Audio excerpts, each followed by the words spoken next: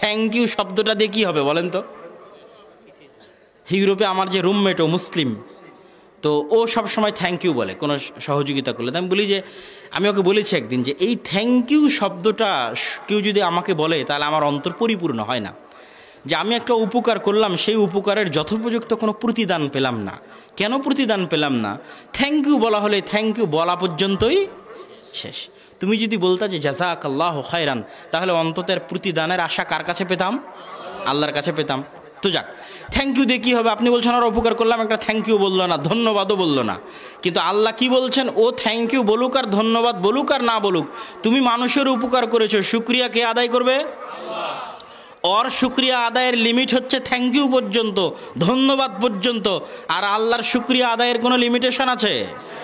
আল্লাহ একটা আপনার ছোট্ট আমলের বরকতে আপনাকে কত কি দিতে পারে আপনি কল্পনাও করতে পারেন না।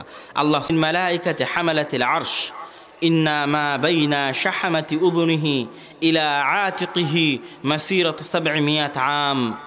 যেই সমস্ত ফেরেশতারা আরশকে বহন করবে, ওই সমস্ত ফেরেশতাদের কানের লতি থেকে কাঁধ, আমাদের কানের লতি আর কাঁধের মধ্যে ৪ ইঞ্চি থেকে ৬ ইঞ্চি দূরত্ব, যেই সমস্ত ফেরেশতারা আরশকে বহন করবে তাদের কানের লতি থেকে কাঁধের দূরত্ব হবে ৭০০ বছরের পথ।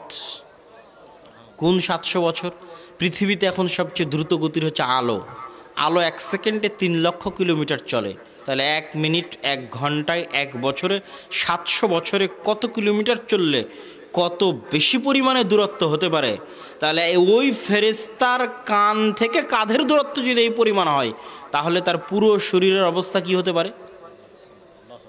কল্পনাতীত। তাহলে আল্লাহ সুবহানাহু তাআলার আরশ আমাদের থেকে কোথায় এবং আমরা কোথায়? আপনি বিমানে উঠলে নিজেকে যদি কল্পনা দেখতে পান, তাহলে আপনি কি দেখবেন?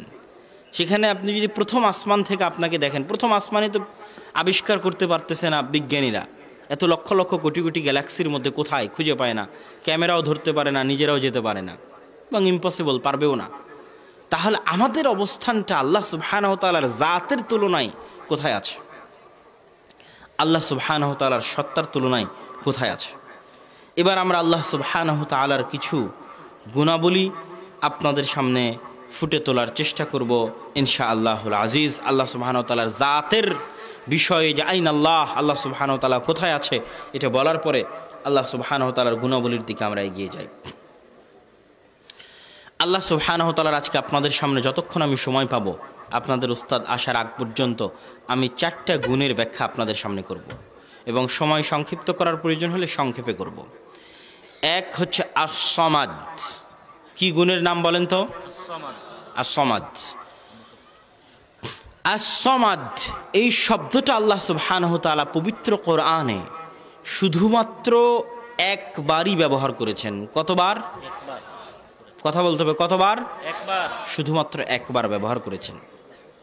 অথচ আর রহিম, আল গফুর, আল আজিজ এগুলো আল্লাহ সুবহানাহু তাআলা অসংখ্য অগণিতবার ব্যবহার করেছে, কিন্তু সমাদ শুধুমাত্র একবার ব্যবহার করেছে।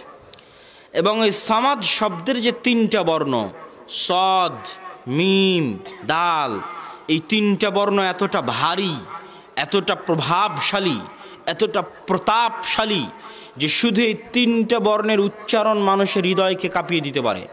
আস-সামাদ, যে সঠিকভাবে আরবিতে উচ্চারণ করতে পারবে, ব্যতিক্রম ধর্মী শব্দ। 3 নাম্বার ব্যতিক্রম কি?